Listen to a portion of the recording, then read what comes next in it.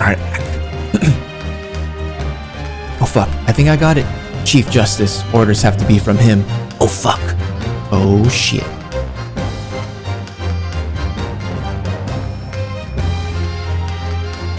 Cheers, guys.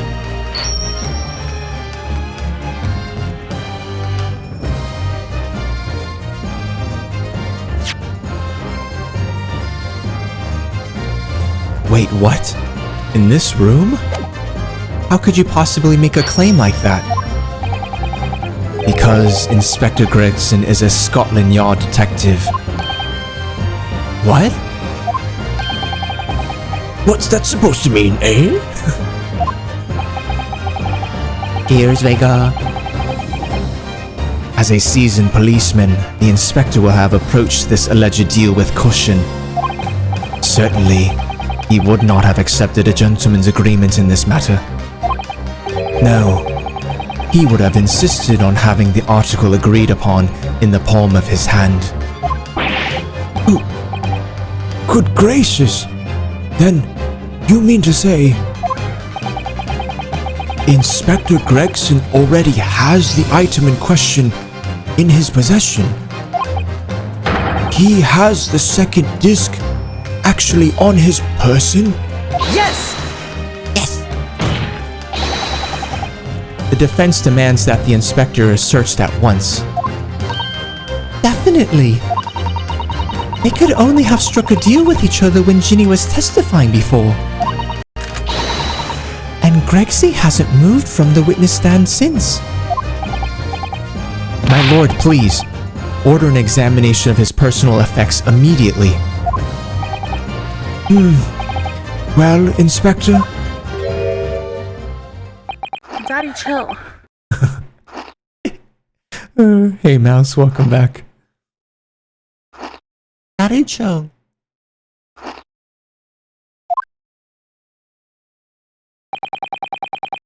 This young lad wants to tone down his imagination. He's insulted me and my profession quite enough.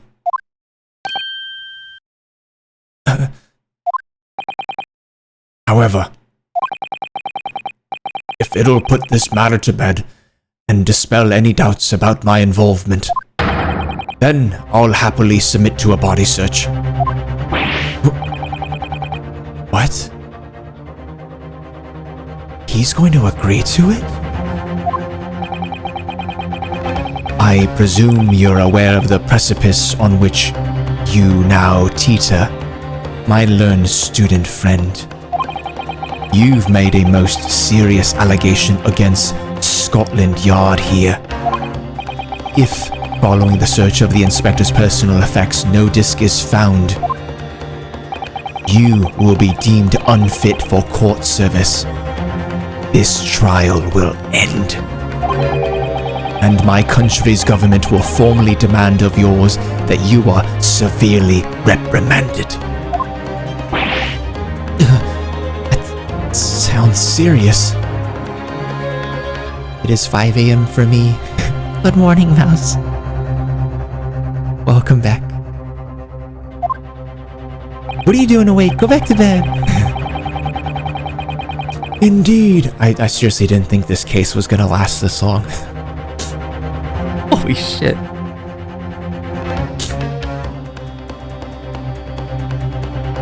Indeed. To have a visiting student make such defamatory remarks about our country's most top senior police force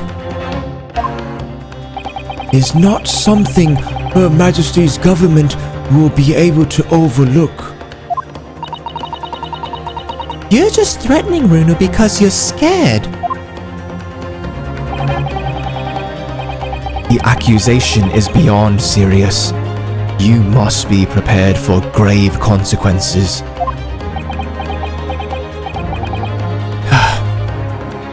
It's true. I can't imagine Gregson would have accepted a gentleman's agreement for something so critical. The disc must have physically changed hands, which means the inspector should have it. But somehow, something doesn't feel quite right. Something doesn't feel quite right here. Can't tell me how to live my life. Touche! Welcome back, Mothersucker. Good morning, Mouse. Thanks for tuning back in. Very well, Counsel. You know the implications, so let me ask you one final time. Yes, my lord. Do you still persist in formally requesting a search of the inspector's personal effects?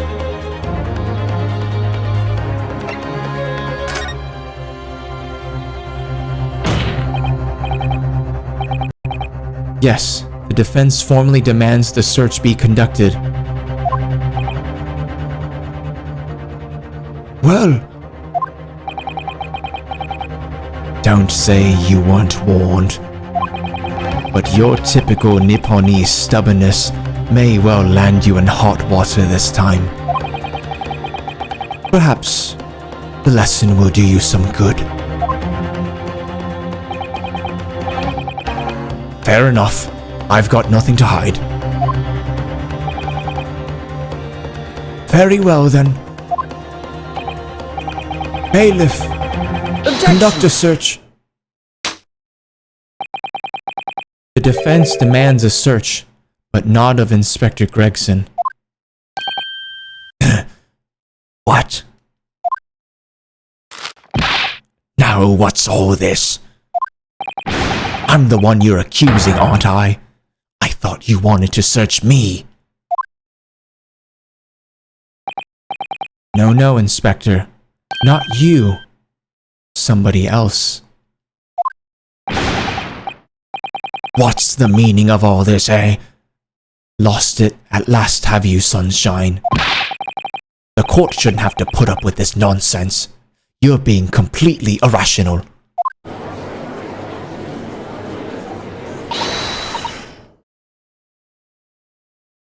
Be quiet, all of you.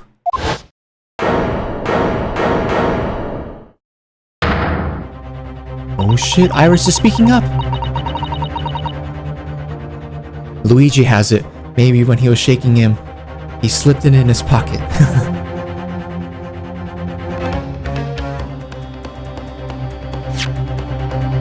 Be quiet, all of you.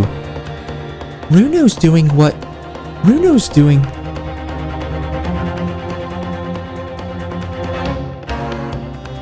Runo's doing what you all told him to do, and having the courage of his convictions. So you should respect that and listen to what he has to say in good faith. Because that's the British way.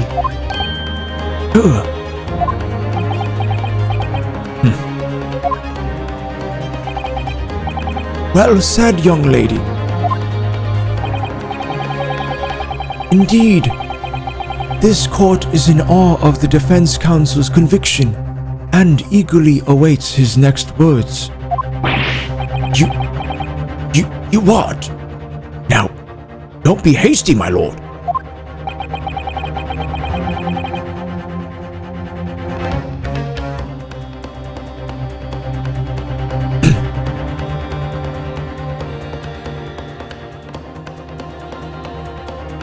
If I'm not mistaken about the things I've seen in court today, I'm fairly sure that I know who has that disc at the moment. There's only one person it can be. Counsel, of whom do you request this search now? Take that!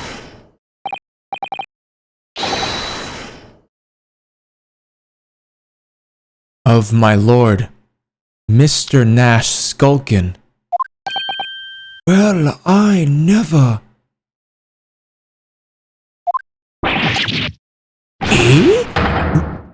Me? Him? Very well then. Bailiff, restrain the witness and conduct a thorough search of his personal effects. Hold it! Please, my lord. You're right, Joe.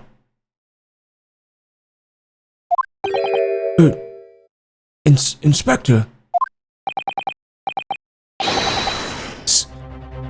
Scotland Yard, has to object to this search. Objection! Unfortunately for you, Inspector, your objections carry no weight here.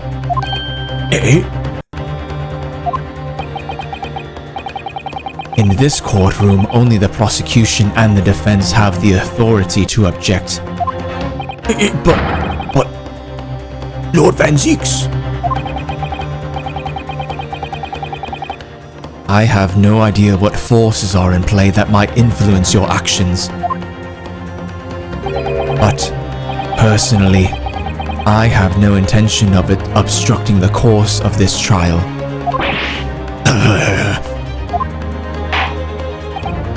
Bailiff, carry out your search.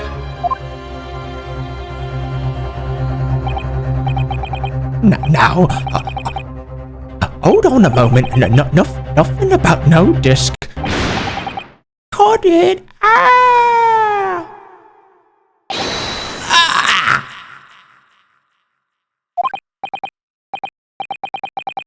Here, my lord. In the witness's pocket, I found this.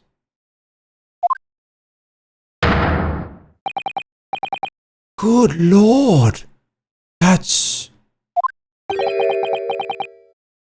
Another music box disc.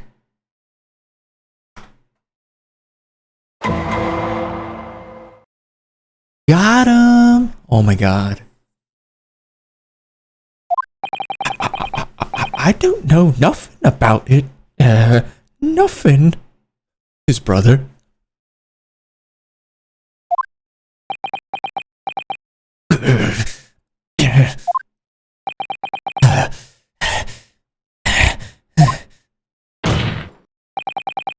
That is the second music box disc left behind by Magnus McGilded. Is it not, Inspector Gregson?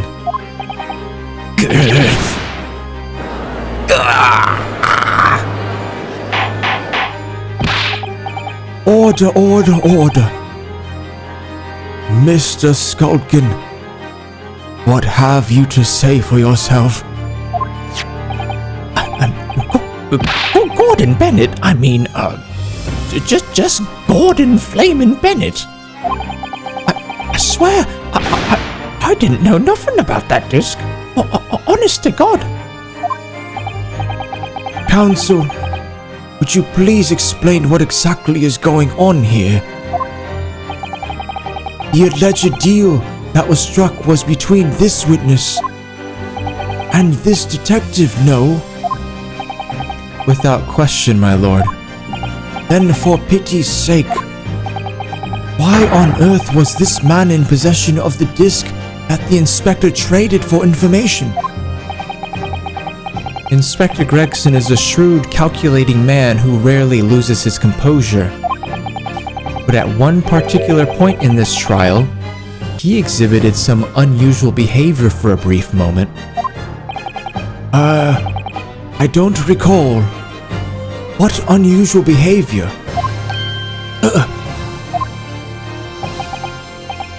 It was... yes, during my cross-examination of Mr. Graydon. Tell me, Mr. Graydon, when you left the pawnbrokery that night, was it by any chance with the second disc in your jacket pocket? I admit to nothing of the sort.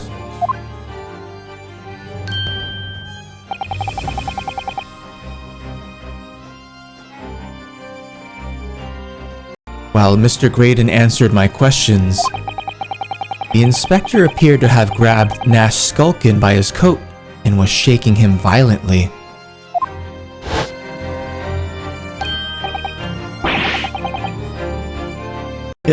Yeah, he did and all. Thought me noggin was gonna fall clean off, I did. I was wishing I'd been born as me brother I was. And what exactly happened to make the detective attack you like that? I ain't got a clue. He just suddenly turned and grabbed me. whistled like that and started shaking me. Why the blazes didn't you mention the third gun when we got you down the station? That's what he said. Yelled it right down my ear hole, he did. Me head's still throbbing now.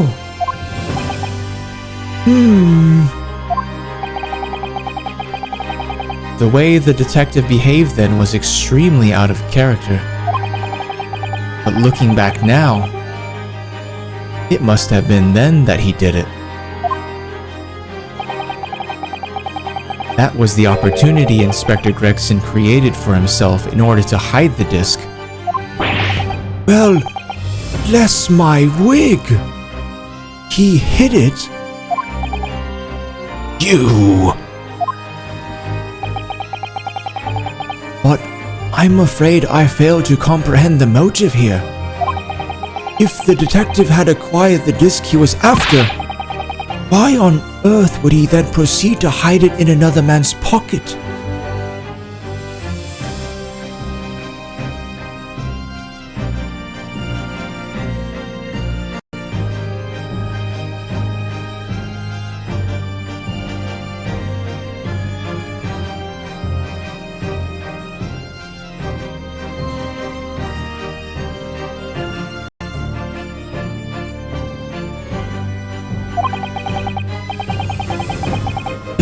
Because he could easily recover it after the trial. Exactly, Joe. This is a court of law. He could have submitted the item as evidence.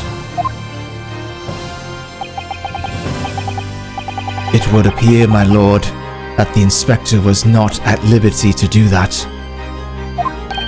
Why ever not? As the man himself revealed earlier, his current assignment has some special conditions.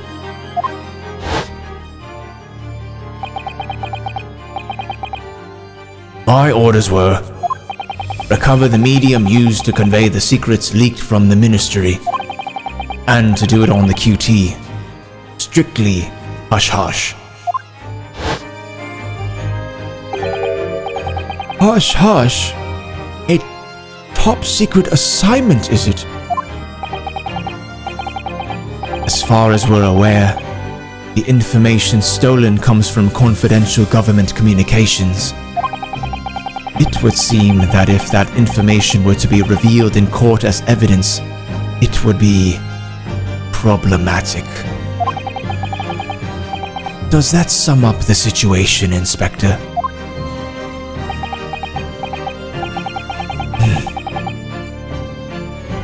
I'm operating under direct orders from the ministry.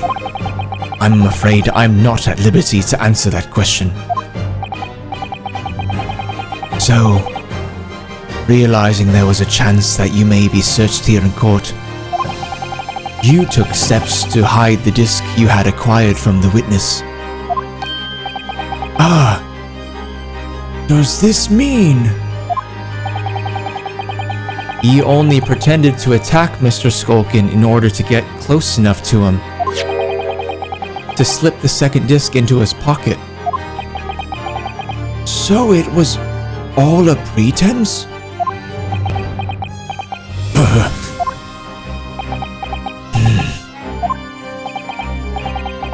Well now, Inspector Gregson, and you, Mr. Graydon, are you prepared to admit to the accusation made against you of this alleged deal?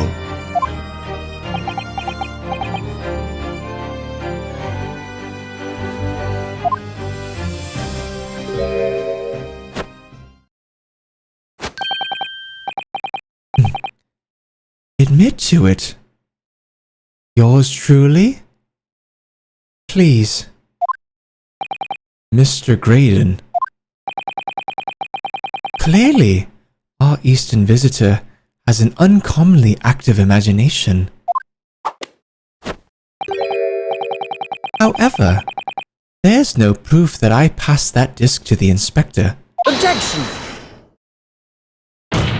But then, how do you explain the reason why you knew about the peephole? I'm under no obligation to explain. Oh, fuck you. What? Yes, I lied in my testimony. That I admit. So sentence me accordingly. But that is all I admit. This fucking guy, dude. Murder. Leaking government secrets. Striking a deal with the detective. All of it is this young Eastern man's fancy. I have no idea what any of that is about. You... What?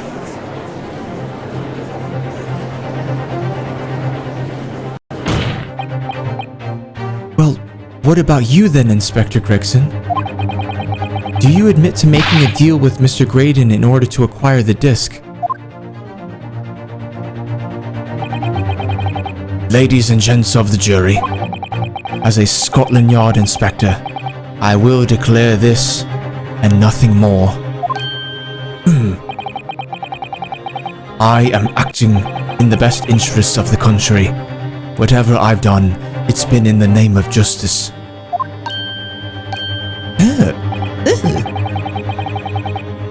So, as members of the public of this fine country, I'd like to think that justice will be your guiding light when you're making your decisions.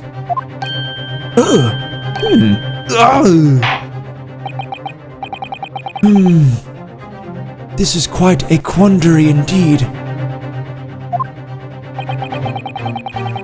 Rarely have I encountered such extraordinary tumultuousness in the concluding of a trial.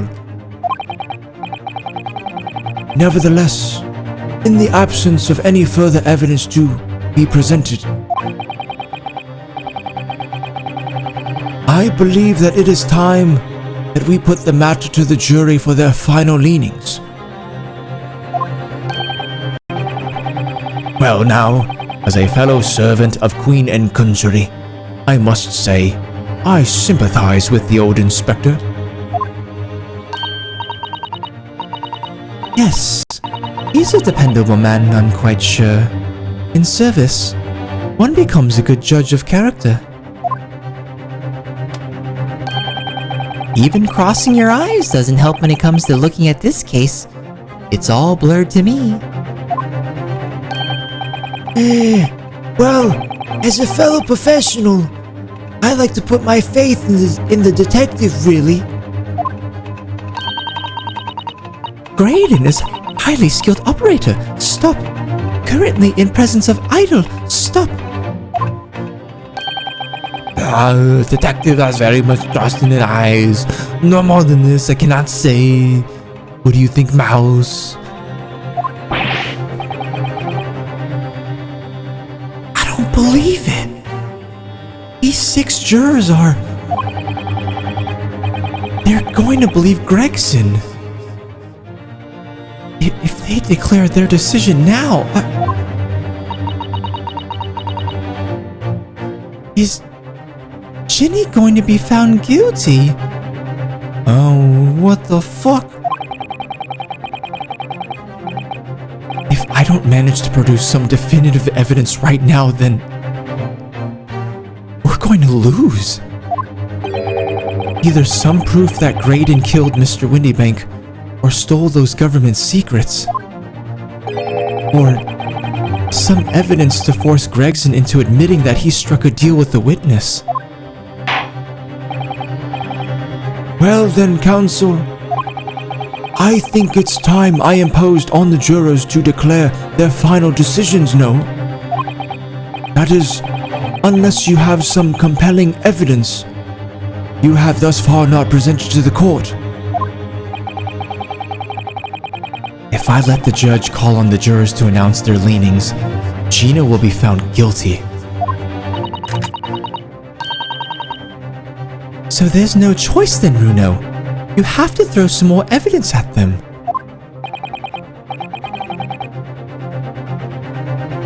This is it now. It all comes down to this. Who do I present evidence against? Gregson or Graydon?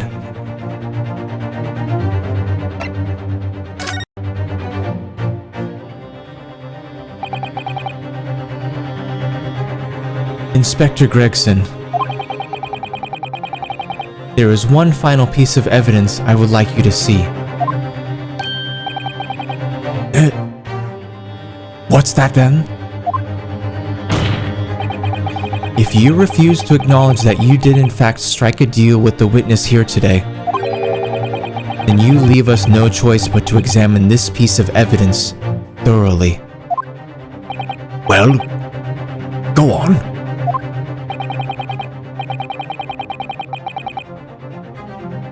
This is my last chance. It looks like I'm going to have to force his hand here. One final piece of evidence to get this detective to admit to the deal he clearly struck with Graydon. Take that! Is that Mr. McGilded's peculiar music box, Counsel? Yes, with the disc already in place ready to play.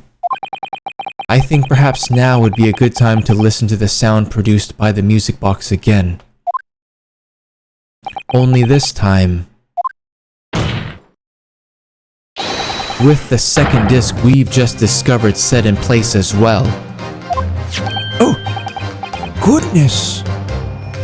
This disc, Counsel. Hold it! No, wait! I can't let you do that. Why not? Because, well, because it's got nothing to do with this case, that's why. Objection! Not true, Inspector. Eh? The defense has already proposed that the sounds heard by the court earlier from this music box were part of a Morse code message. We know that Morse code comprises of two distinct tones. The defense believes that the second disc contains the second tone needed to complete the message. And now we have a chance to confirm that theory. Let's go. For crying out loud, Sunshine, we're talking about state secrets here.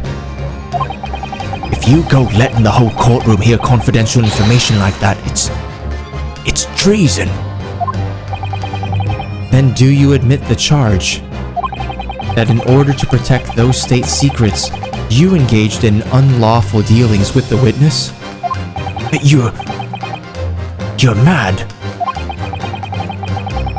If you let that secret information out into the public domain, you'll be making an enemy of the entire British government, you idiot. Objection!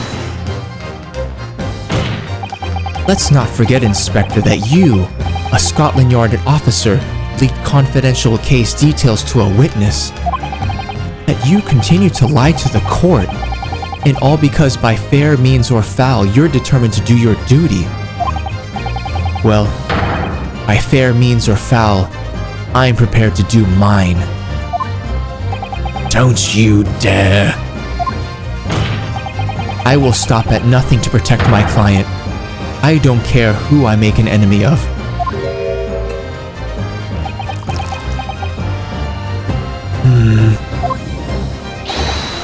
My lord, if you please, the court must hear the sounds made by that music box. Come on, Van Zeeks, for Pete's sake, stop him. Objection! Oh man, the feet's on the table. Inspector, you should know my methods by now. I'm a prosecutor. I'm no Scotland Yard puppet. In this courtroom, my duty is to the law. So, let me propose a toast to uncovering the truth by fair means or foul. No!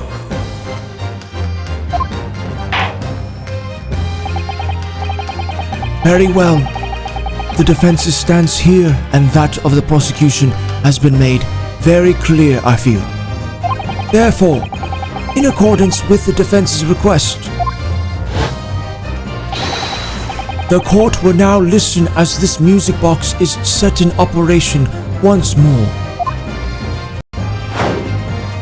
This time, with the second disc in place, and both discs playing simultaneously. I am the law. What up, Shadows? Welcome back, dude.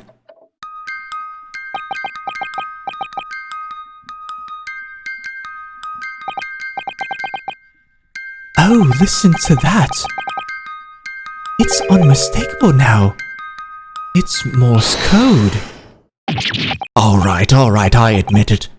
Whatever you want, but for the love of God, shut that bloomin' box up.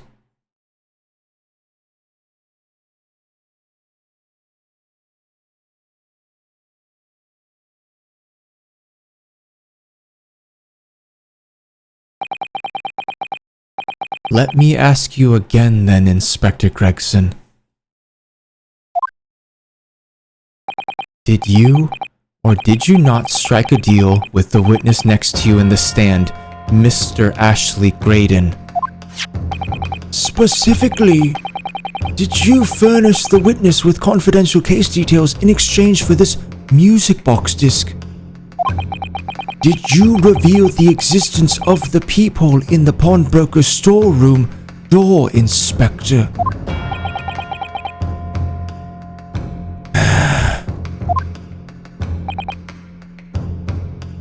I did. Stop! What are you doing, man? Give it up.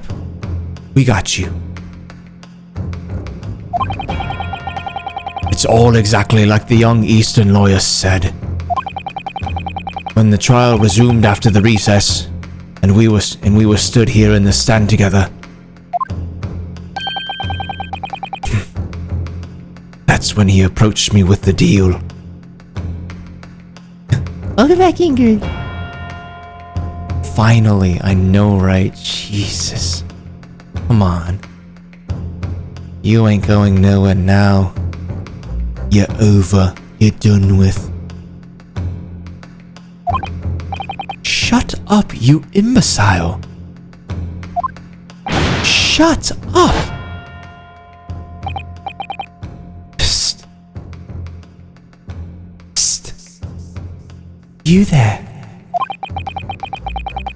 You're the detective who turned up at the pawnbrokery the other day, aren't you? I may have something you're looking for, Inspector. With me at this very moment. So how about a trade?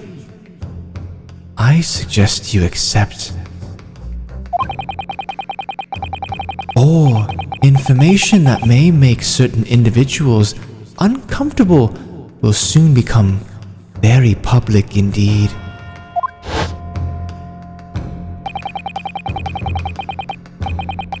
I couldn't let that information become public knowledge.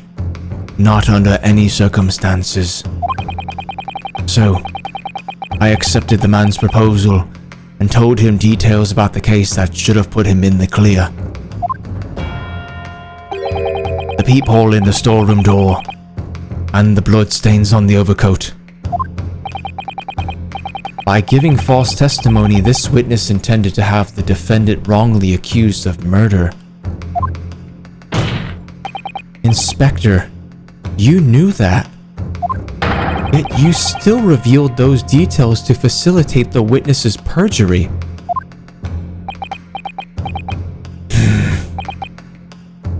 I did. But then it turned out the peephole had only been made that night, after the incident took place. Scotland Yard wasn't aware of that, if I'm perfectly honest. Well, Mr. Graydon, what do you have to say for yourself?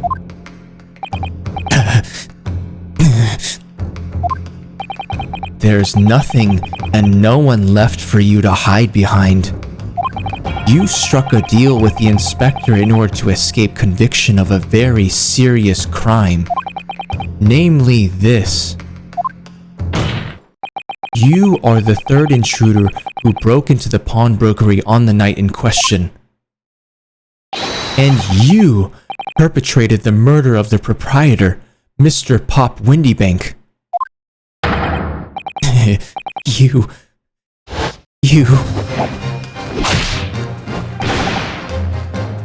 Traitor!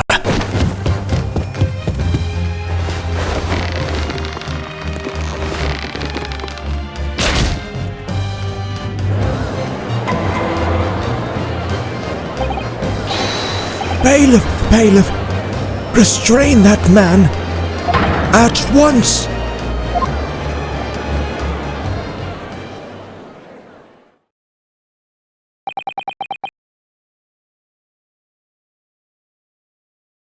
That's it then.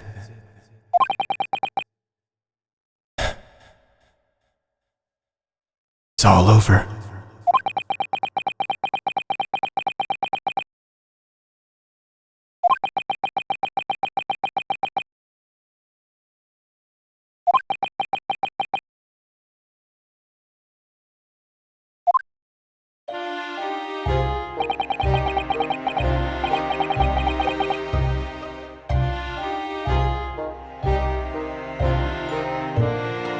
I despised my life growing up. Those slums are vile places. I was cursed from birth, born into poverty, the son of a penniless artisan. Yo, Purveyor, welcome back to the stream, dude. Yo, we're getting towards the end of this case, so yeah, shit has just gone crazy. But yo, good to see you, man. Welcome back. Wow, I woke up at such a crucial moment. You did, Ingrid. Ryo is going to sleep for a week after this trial. Or Ryunosuke. Yeah, it's just a very, very long case finally coming to an end.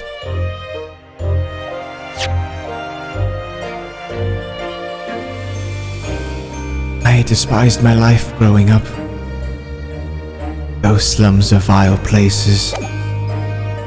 I was cursed from birth, born into poverty, the son of a penniless artisan. My parents did nothing but quarrel all day long. What little money they had was never spent on me.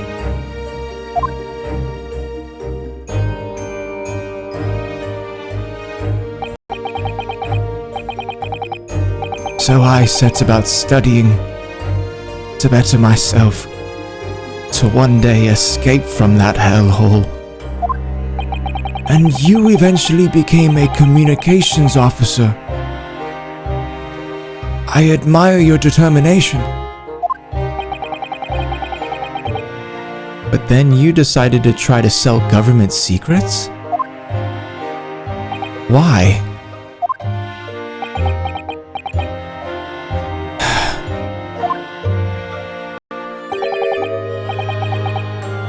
Isn't it obvious?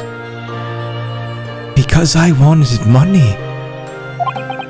Even now, years later, the nightmares of my life in the slums wake me in the small hours. I wanted to drown them out with more money than anyone who lived in that squalor could ever imagine. Then one day, I met him. Mr. Magnus McGilded.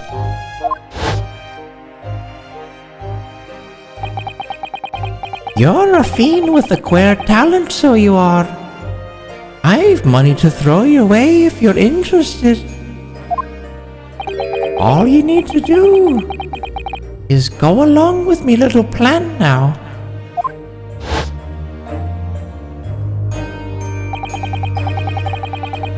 I was to steal the ministry's telegraphic message logs, and McGilded would buy them for a handsome sum. As I was responsible for inspections of the ministry's communications office, it was a simple enough task. The lure of the devil's offerings. How easy it is to succumb. You mean Sam's going to sleep for a week after this? Yes, that too. But Sam can't sleep. He must entertain us. Ooh, he's still going. Luna Moon, welcome back. The case is finally coming to an end. At almost 4 in the fucking morning. Welcome back. The lure of the devil's offerings. How easy it is to succumb. But you must surely have realized the seriousness of the crime you were committing. And for that reason, I took great lengths to ensure that my actions were untraceable. By using the music box.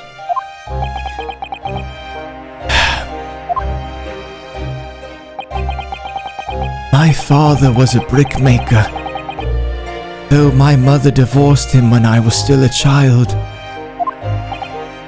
Yes, Mr. Mason Milverton. That's right. He was very skilled with his hands. He'd once been a music box maker's apprentice. I imagined his skills would be sufficient to create a machine that could generate Morse code. So I sought out my father again to employ his services. It was the first time I'd seen him since I left the slums 10 years earlier.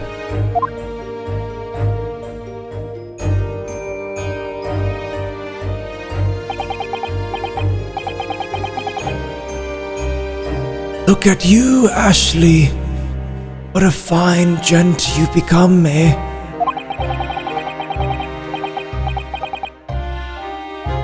He was a different man to the one in my memory.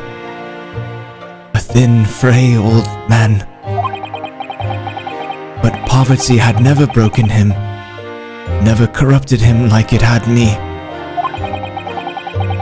I was sure that he wouldn't help me if I told him the real reason. So I made up a story. I've got some work for you, Father. I need some music box discs made. Music box discs, eh? A musician friend of mine has written some music he wants to sell to the public. I've brought the score with me. There are 2, actually. I'd be delighted, son. It's been 20 years since I did any work like this, though. Fetch my tools, would you? They're in the loft.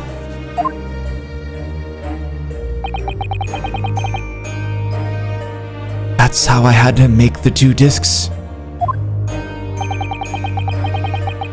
Thereby splitting the information in 2. You were taking considerable precautions indeed. It was to protect myself as much as anything.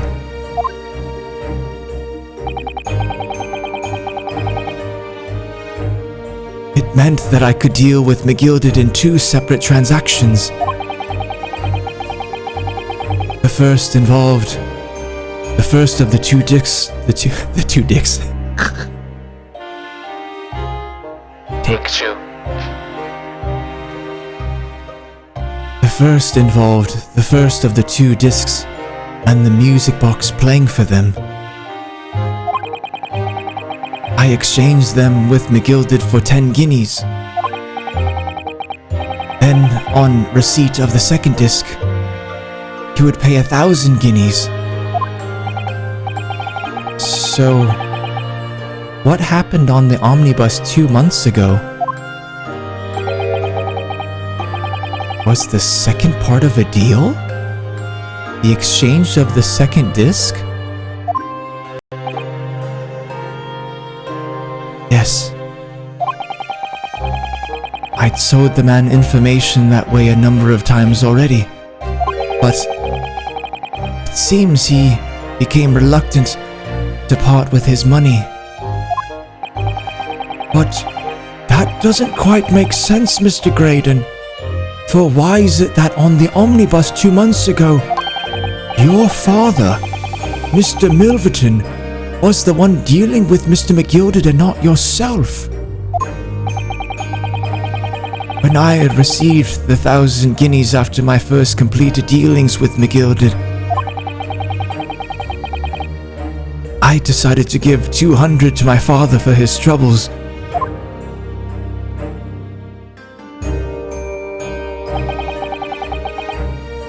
But my father realized something was amiss.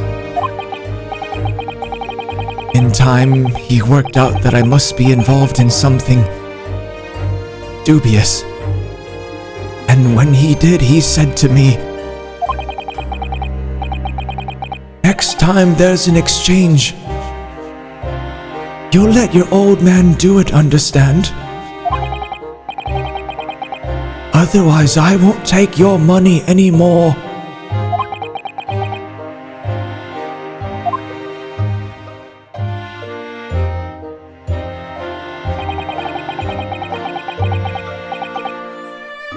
That was my father's way of dealing with it, I suppose.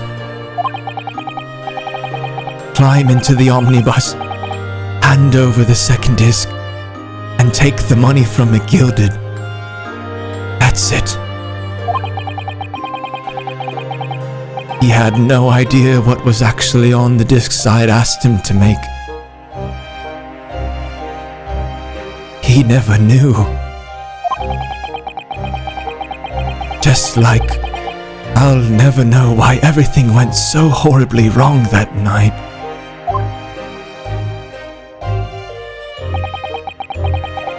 All I know is that the disc was taken from him, and he never returned home.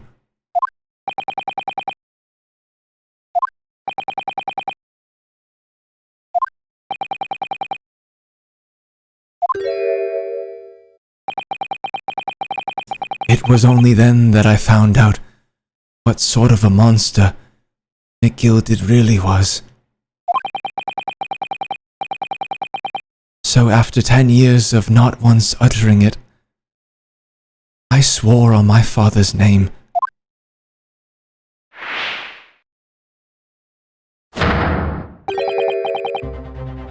To exact revenge. Revenge?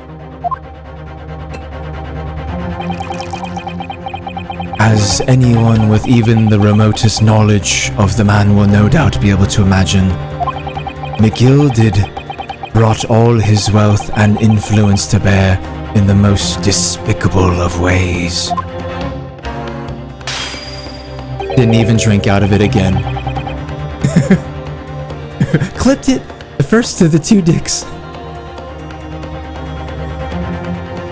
To crush any semblance of justice in this trial. The crime scene was tampered with, evidence was fixed, and witnesses were bribed. That trial 2 months ago was a farce from start to finish. My feet had barely touched British soil back then. And I walked into that hornet's nest completely unaware of the sinister background to it all.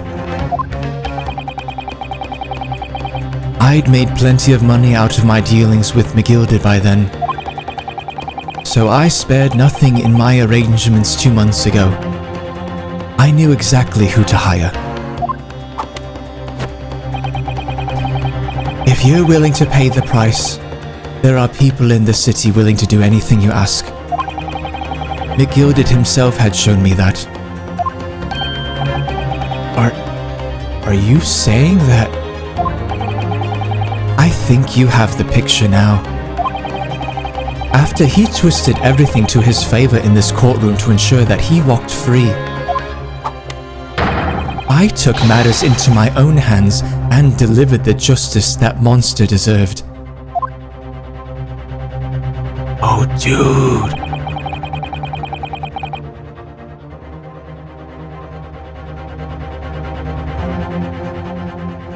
Tragic accident following the trial here 2 months ago. was planned and executed by yours truly.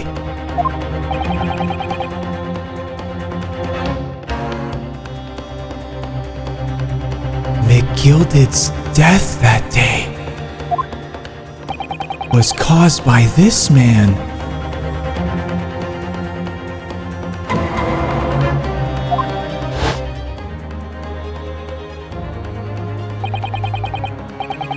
Everything is ready, sir. If you'd like to follow me into the courtroom. What's this, officer? 'Tis sooner than I was led to believe. I hope it's not inconvenient, sir. There were some changes to the schedule. Well, I must be making tracks now. 'Tis time for the inspection. They're going to examine the omnibus again, so I'm told. I asked if I could be present for it myself.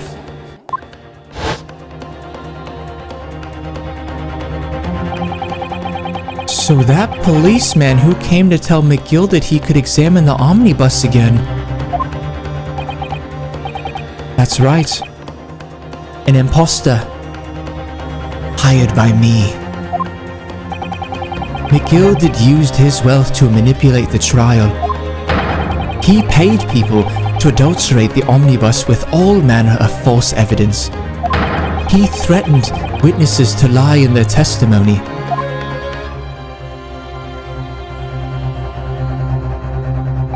So I gave the man a taste of his own medicine. Once the omnibus was doused in paraffin, one of my sham policemen ushered McGilded inside and sent him on a one-way journey to hell. Oh shit.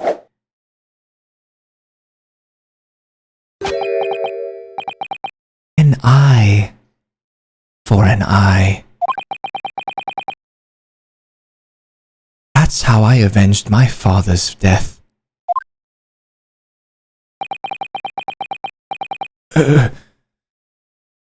A spine-chilling account, indeed. But that wasn't the end of it for me. There was a loose end, you see.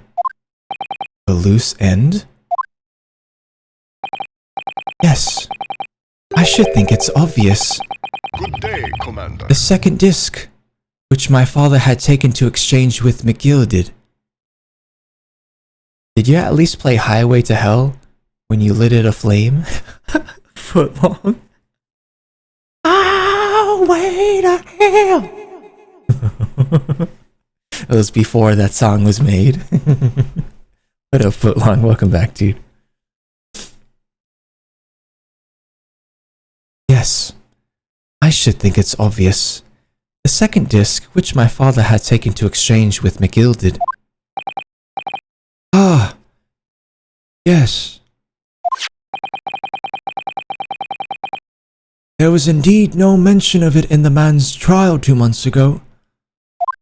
Clearly because it had been removed from the scene of the crime. When I realized it was missing, I remembered something.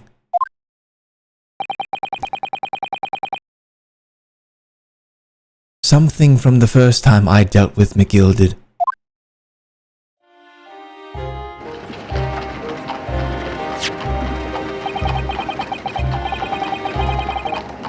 This is the first of the 2 discs, and the music box you need to play them. Well, look at that now.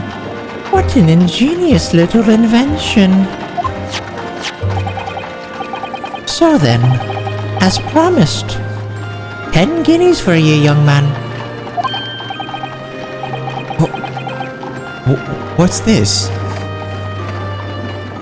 Windybank's pawnbrokery? Aye, 'tis the pawnbroker's ticket, so it is. Ye can use it to redeem an article I've deposited there for ye. There's no need to give a name. Just hand over the ticket and tell the fiend the watchword. I've put a jewel in pawn for ye. It'll fetch a good 10 guineas if you sell a short wheel. I've never heard of a pawnbrokery being used in quite that way before. Have ye not, Mr. Graydon? London's pawnbrokeries are very useful places, you know. Each one is like an extremely secure vault.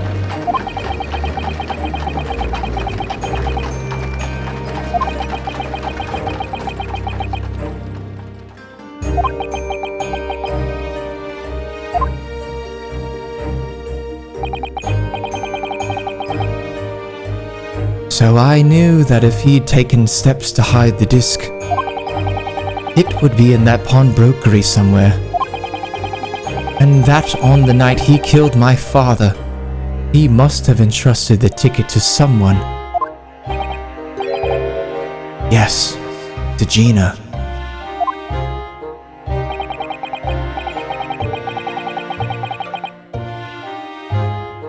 I remember now that when we first met you at Windybanks that afternoon 2 days ago, you had a description of Miss Lestrade written down. How did you know who you were looking for? From the trial. That pickpocket's testimony was clearly peculiar. Anyone could see that. I realized immediately that she was another of McGilded's pawns. That he must have threatened her somehow. I was fairly convinced it would be her who had the ticket. So I started to make some inquiries. I had a strong suspicion the girl would come out of the woodwork on the redemption deadline. And he was absolutely right. Scam! And yes, sure enough, she did. All I needed to do was to wait until the girl went to Windybanks to redeem the articles. But unfortunately, she redeemed only McGilded's overcoat and the one disc that was in its pocket. The all-important music box with the second disc inside was missing. Because it had already been forfeited 2 days earlier. But I was unaware of that fact. Had I not been, I could have avoided my nighttime excursion. Meanwhile, as our investigation into the stolen government secrets was progressing, we'd picked up on the fact that McGilded was involved. Inspector, you recovered fast.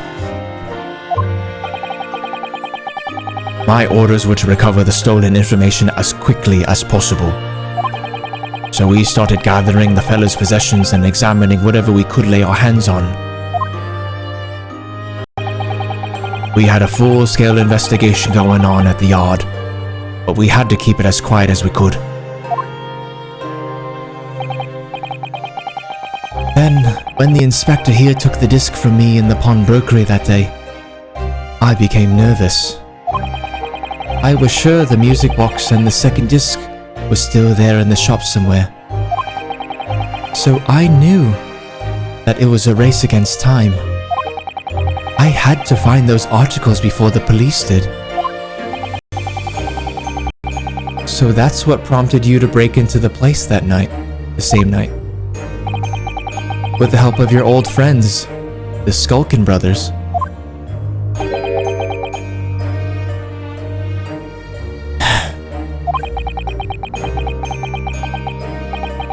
What happened that night in the pawnbrokery? I can only describe as a nightmare. While Nash and Ringo were searching the counter, I'd located the music box I'd sold to McGilded on the shelves of forfeited articles. And the second disc was inside. Yes. I slipped it into my pocket with a very deep sigh of relief. But then, something entirely unexpected happened. What are you doing in my shop?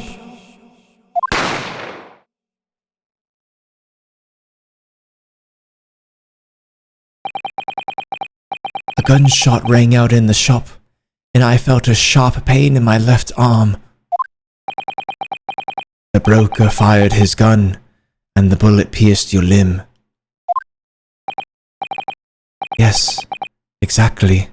But unfortunately, I decided to bring my own gun with me that night, just in case.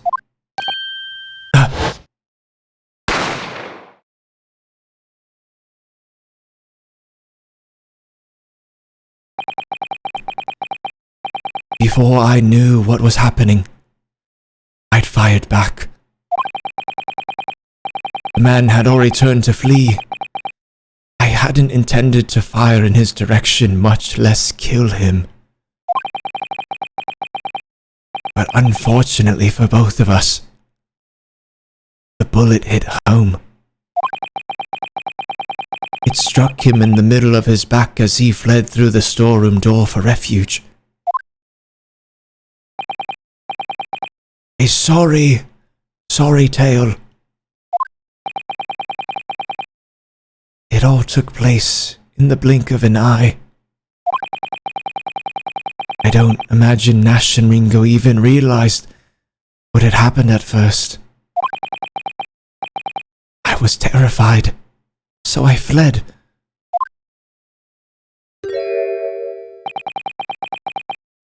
And that's the whole story. That's everything that happened at Windy Banks on that wretched night.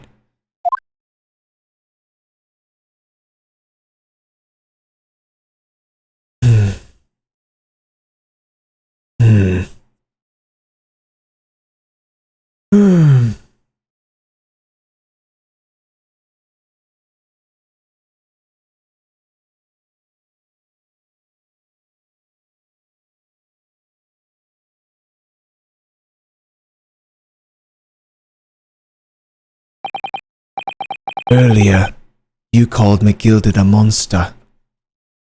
A man who used his wealth and influence to distort the facts and escape justice for the crime of murder. What tragic irony. But what you have done is exactly the same.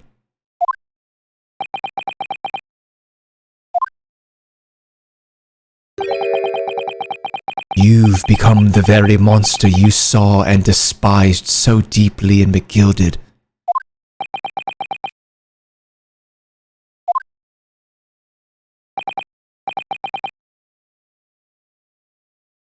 Yes. I think I have.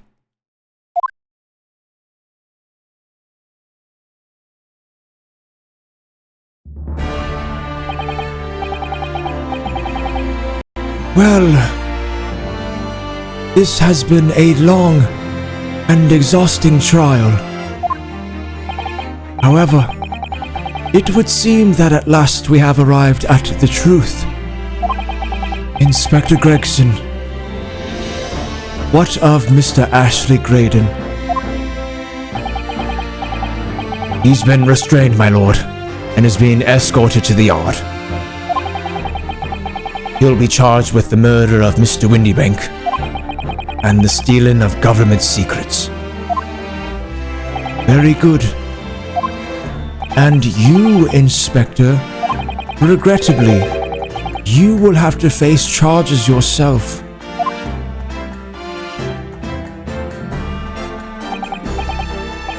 Yes, my lord. Of course.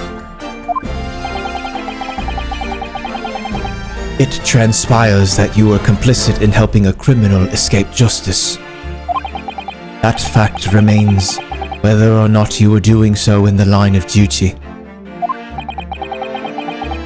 The crime is a serious one, Inspector, and inexcusable.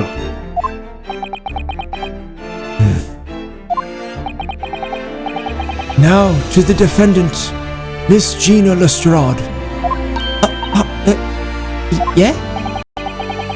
It is time for the final adjudication. Is the jury ready, Mr. Foreman? Yes, sir. Gorodeb Squadron standing by, sir.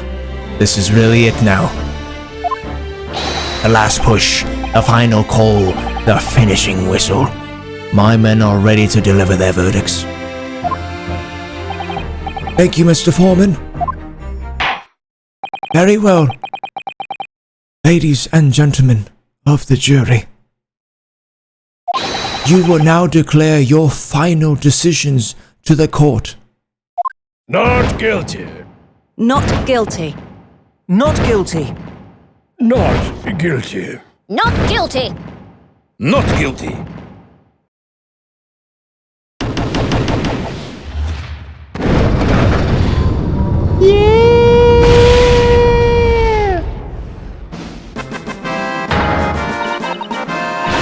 Oh, that was nuts. Oh!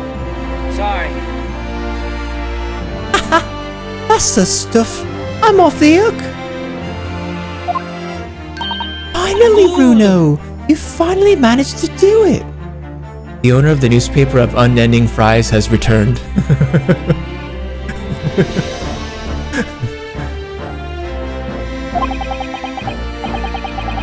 Finally is the word. I really wasn't sure if we'd come out on top for a while there. Susie was right. You're the best lawyer in the world.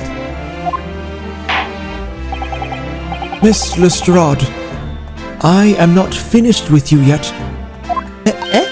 What are you looking at me like that for? Before you start enjoying your freedom, there are certain other crimes to consider.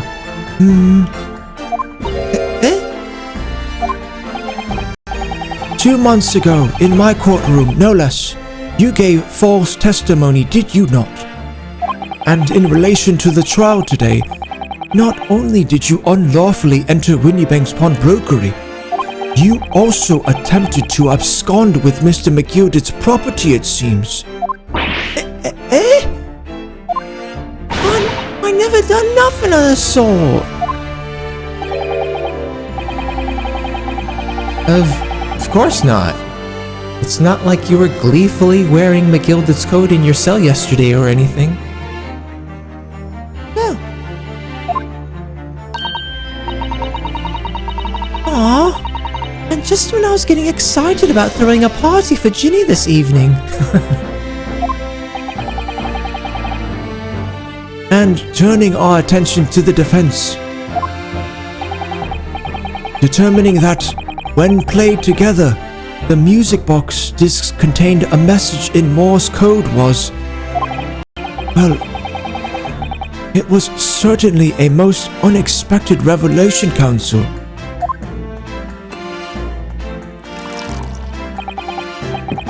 Quite so, my lord. The prosecution was caught entirely off guard. In fact, I think we should applaud my learned friend's courage here today. I propose a toast to demanding that government secrets be disseminated before the entire courtroom.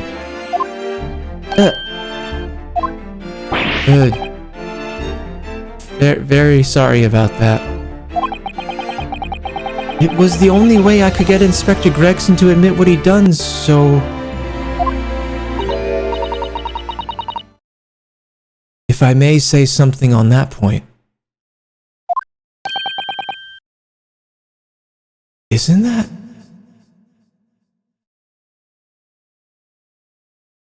rare not seeing a slap on that jury foreman's face?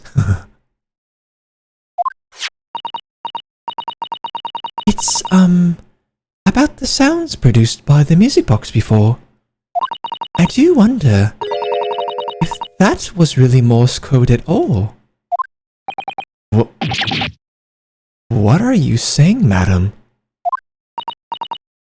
Oh, well, it's just that I'm really rather fanatical when it comes to Morse code, you see. So So much so that the whole world seems to be covered in dots and dashes to me, in fact. Goodness, madam, an unhealthy level of obsession one feels. But I must admit that, in my opinion, the sounds produced by those two discs were nothing more than that. A meaningless series of two different tones. What? What? Can that really be? It wasn't Morse code after all?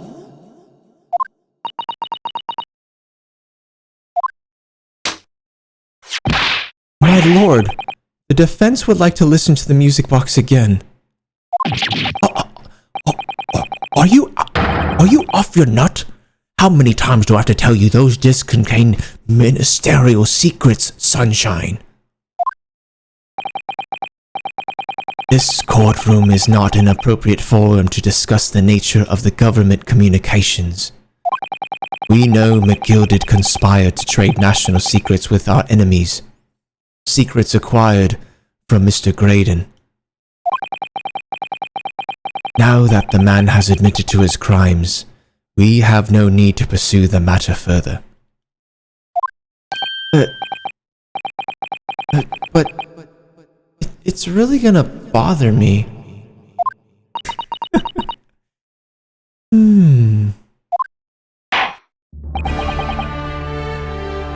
Miss Lestrade.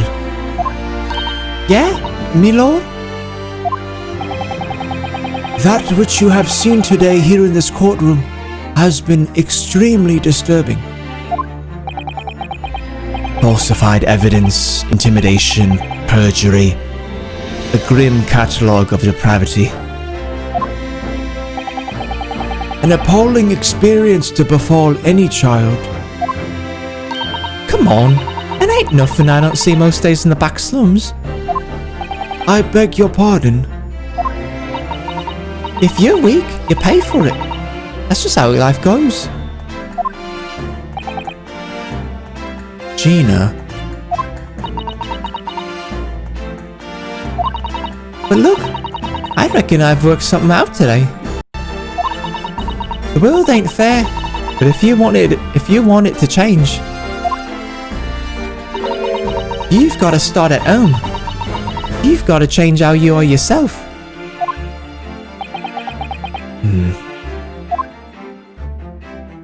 Well, that's a very laudable lesson, I would say.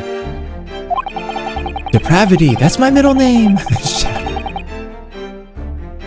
I eagerly look forward to the born-again Miss Lestrade never gracing my courtroom with her presence again.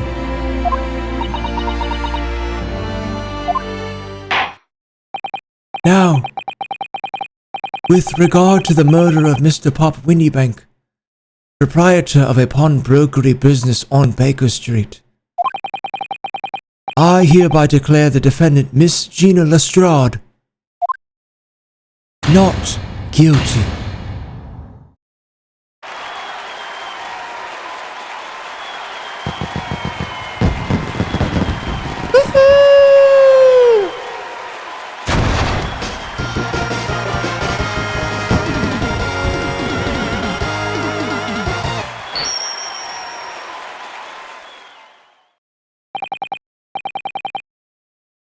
That is all. Court is adjourned. Court is adjourned.